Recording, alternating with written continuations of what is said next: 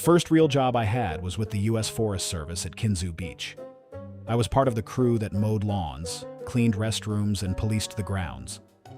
I had just graduated from high school and worked with two other recent grads, Bob and Lenny. Bob was a real strong dude with bulging biceps who was there to get a tan. Lenny had long, dark hair and a darker sense of humor. He would have laughed had a lightning storm killed everyone on the beach. The first thing we learned is that people are pigs. We had only been there a couple of days when the water pump broke, forcing us to close the bathrooms. We couldn't shut the bathhouse, though, because bathers needed a place to change their clothes. To keep them from using the toilets, we hung up out-of-order signs.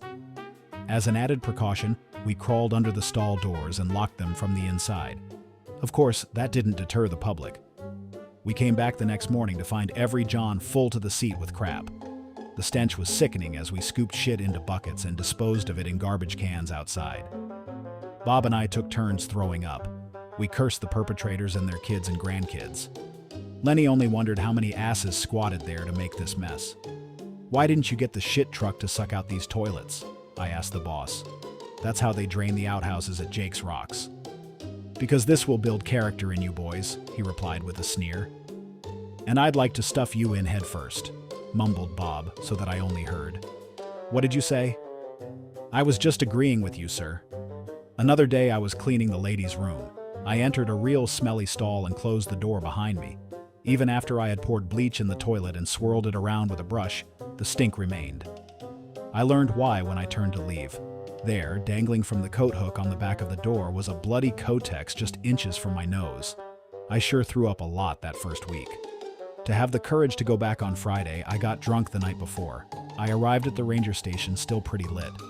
My head started swirling as soon as I got in the truck that took us to Kinzua Beach.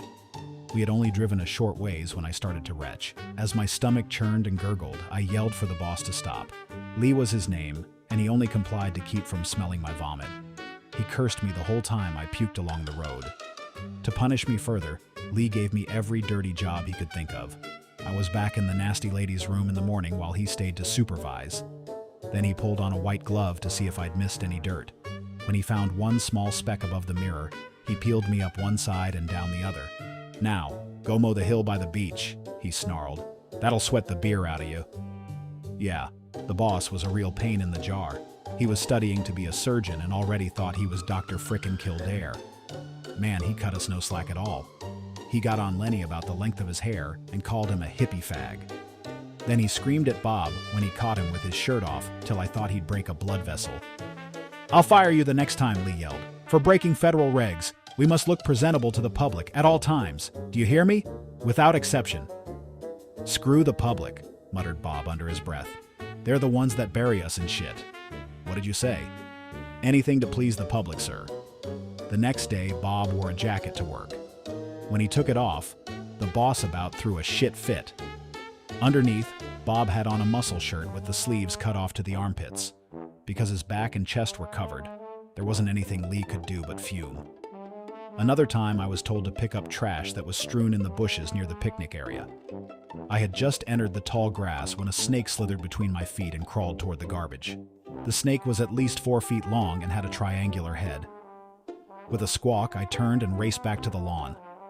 I was greeted by the furious Lee, who immediately got in my face and yelled, "You're disobeying a direct order, fella.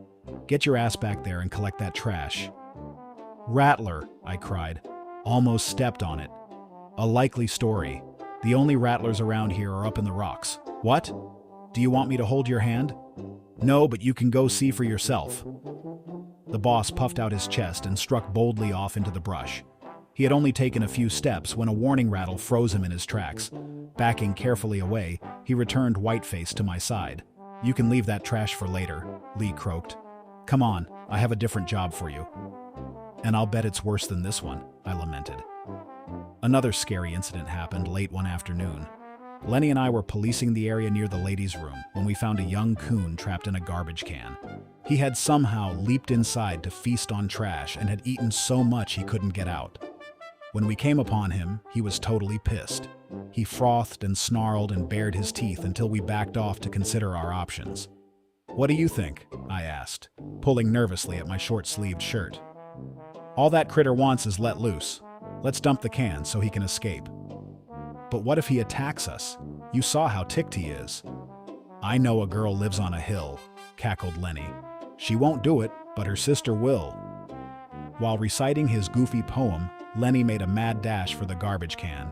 He knocked it over with a clatter. The coon spilled out and streaked for the ladies' room. The door was propped open, and he scrambled in where it was dark. Screams immediately pierced the air as a troop of Girl Scouts came rushing outside, many still pulling up their pants. Lenny and I laughed until tears streamed down our faces. That was until Lee showed up on the scene. "What's going on here?" he yelled. "A coon just ran into the restroom," snorted Lenny. "Well, go catch it." "With what?" I asked. "It sure won't be my hands." "Or mine either," said Lenny. "You better call the Rangers for this job." "Are you disobeying a direct order?" "No," we sang in unison. "We're just being smarter than you." "Then I'll go grab it and release it into the woods." "I hope you've had your rabies shots," warned Lenny, snarling like a cornered coon. Maybe I will call the Rangers." Lee continued to ride our butts the whole month of June. On the morning after July 4th, he looked a little sick while he drove us to Kinzua Beach. When he burped, we caught the scent of schnapps and noticed how glassy his eyes were. He was also more miserable than usual and about bit our heads off when we asked if he was okay. As soon as we arrived at the picnic area, the boss dug 3 shovels out from behind the back seat of the truck. Handing them to us, he snapped, "I want you boys to dig a ditch from here down to the lake. This ground is soggy and needs drained." "But that will take all day," groused Lenny. "Just shut up and do it. It will make men of you." "Can we at least have work gloves?" I inquired politely. "Gloves are for pussies," barked Lee. "I'll pick you up at quittin' time." Lee drove the truck down the driveway and parked it in front of the bathhouse. Getting groggily to his feet, he made his rounds and then disappeared into the lawnmower shed. When he didn't come out with any equipment, Bob growled, "Why, that SOB has gone to sleep it off." "Or so he thinks," chortled Lenny, flashing a devious grin. "What do you have in mind?" I mumbled. "We should nail Lee's nuts to a stump and push him off backwards," Bob yelped. "No, my idea is better." "Okay, whatever it is, I'm in. We've taken more than our share of crap from that asshole." After Lenny told us his plan, we sneaked snickering across the picnic area and the lawn beyond. Holding his finger to his mouth to silence us, Lenny crept up to the shed, slipped his shovel through the twin door handles, and effectively trapped Lee inside. Snatching the shovel from my hand, Lenny began pummeling the tin sides of the shed until it clanged deafeningly with each blow. When Lee cried, "What the hell?" Bob joined in and bashed away until his palms blistered. Then he handed me his shovel so I could get in my licks. At first, Lee shouted in a commanding voice, "I know who's out there. Stop at once or I'll fire your asses. You hear me? I'll fire you." None of us were dumb enough to answer. We kept hammering away while the boss tried desperately to open the door. When he couldn't get out no matter how hard he pushed, his defiance turned to pleading. Then he began to whimper like a dog. We kept it up for a half-hour straight until sobs leaked from inside the shed. At that point, Lenny pulled his shovel from the door handles and we ran like hell. By the time the boss crawled outside, we were already back to work. After ralphing 5 or 6 times, he wiped his mouth on his shirt sleeve and strode with menace across the picnic area. Bob and I were whistling nonchalantly when he descended upon us like a rudely awakened bear. Growling and sputtering, Lee stepped up to Lenny. Before he got out one word, Lenny said, "Gee, boss, look at how much we got done. Our ditch is deep enough to bury a body in." Lee glanced at Lenny, then at his shovel, then back at Lenny again. Lenny flashed him a wicked grin and began gouging at the earth like he loved his work. Meanwhile, he sang in his goofy, off-key voice, "I know a girl from California. She ain't very pretty, but she sure is horny." Lee turned on his heels and stalked off. Because he never saw who had hammered the shed, he knew he couldn't fire us. What he did do was lose his white glove and surly attitude. Our jobs remained pretty shitty, but from then on, it was just due to the public.